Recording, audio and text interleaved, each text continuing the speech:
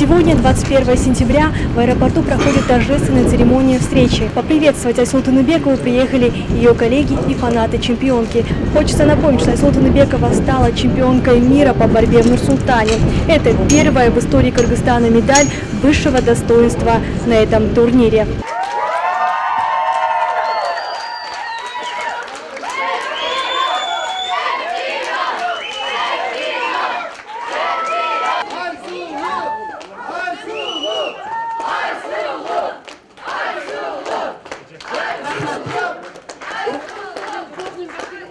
Азыркы сөздү Кыргыз Республикасынын президентинин аппарат жетекчиси Досалы Акбаралиевичке берилет. Урматтуу мекендештер, урматтуу Айсулуу, урматтуу Нурбек, баарыбыз элибиз бүгүн толкунданып, сүйүнүч менен баатыр кызыбызды тосуп алдык. Жалпы элибиздин атынан Кыргыз Республикасынын президенти Сооронбай Жээнбековдун атынан Айсулуунун кечеги ийгилиги менен элибизди, мамлекетибизди куттуктайбыз.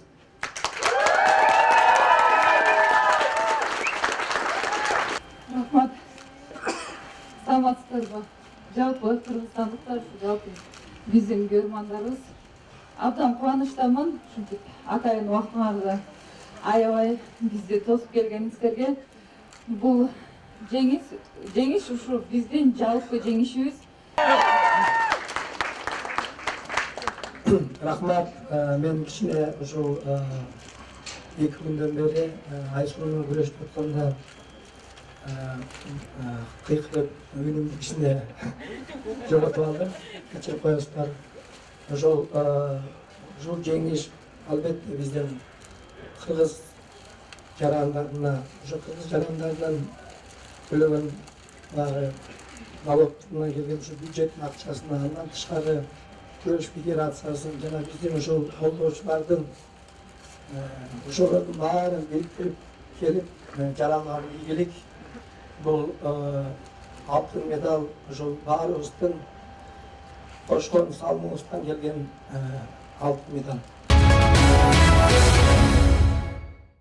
Напомним, выйдя в полуфинал, Айсула Тыныбекова завоевала лицензию на Олимпиаду 2020 года в Токио.